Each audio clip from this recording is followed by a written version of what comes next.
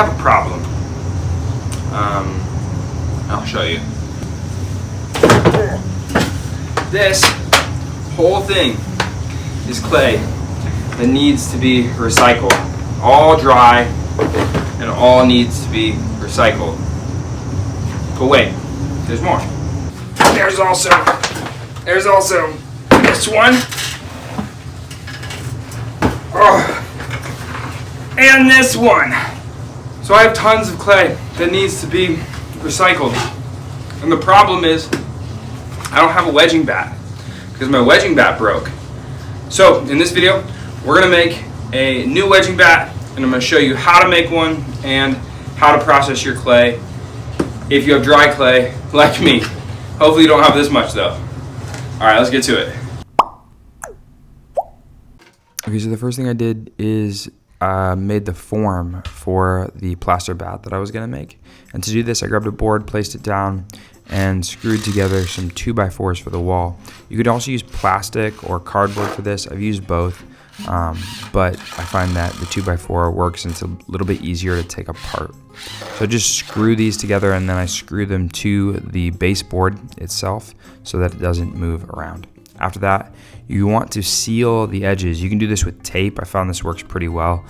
Or you can use caulk too. You just want to make sure that none of the plaster is going to ooze out or like drip out the side.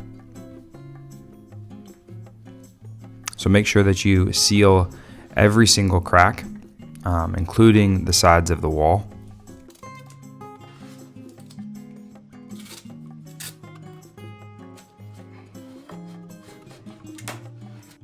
When you're finished, it should look something like what you see here. Every little part, including the walls and the edges, have been sealed up, and as long as you get your plaster the right consistency, it'll be fine. So that moves us on to making the plaster. So here, I'm just taking some regular pottery plaster, putting it in a bucket. Make sure that at this point you have a mask for this because you don't want to breathe this in. And then we're going to mix some water in. Now, there's some ratios that you can go by, but I have found what works best for me is just to mix it to the right consistency where it feels right and it starts to harden. So this consistency is somewhere around like a thick yogurt.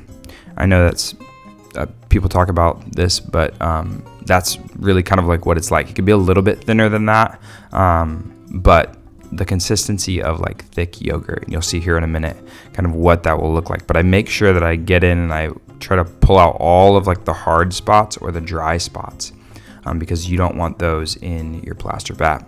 Once you've smoothed everything out, then you can start to pour it into the mold. So like you see me doing here, I'm just pouring it across. And for me, it doesn't matter so much if the top is even. One side will for sure be flat, but the top part here you're gonna notice is not going to be even. And that's okay. That's okay for me because as long as it does the job that I need it to, which is drying out wet clay, then I'm fine with that. What I have found typically is if the plaster is a little bit thicker, it's a little bit more absorbent and it's also a little bit stronger. So the problem that I have with water and the ratios that some people use is that if you don't play around with the ratio or you don't have time to play around with the ratio, then you get a bat that's like not super strong. So usually like the thicker, the less water you have, the stronger the bat's going to be.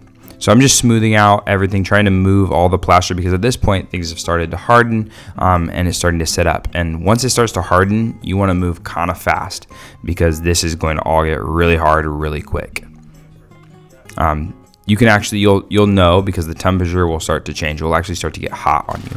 So once that's done, you're going to wait probably a couple weeks, at least a week, and then take it apart. So I'm going to take the mold apart here like you see me doing and then just check to see how things went. And I felt like it went pretty well. Now I'm just cleaning up the edge with a knife, shaving it down to make it nice and even and smooth. And then I'm actually going to flip this over and put it on some boards to elevate it. And the purpose with elevating your bat is to keep the mold from developing. So mold develops pretty easily on plaster bats because essentially it's just water and dirt. right? And so you need kind of that air to circulate. It also helps things dry out a lot faster. So after elevating it, we're gonna move on to recycling the clay. So here I'm just adding water to my bin of clay. And I know that some people stir this all up.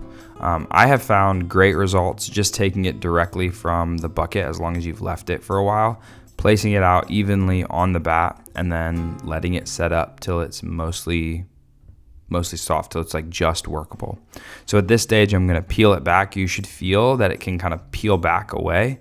If it sticks to the bat, then it's probably still too wet. But if it peels away, then you're in good shape.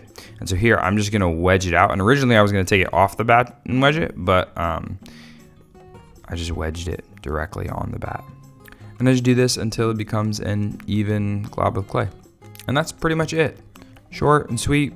And now I've got one, and I've just got 3 more buckets of clay to go through. I hope you found this video helpful. If you did, make sure that you like and subscribe, and I'll see you guys in the next one. Peace.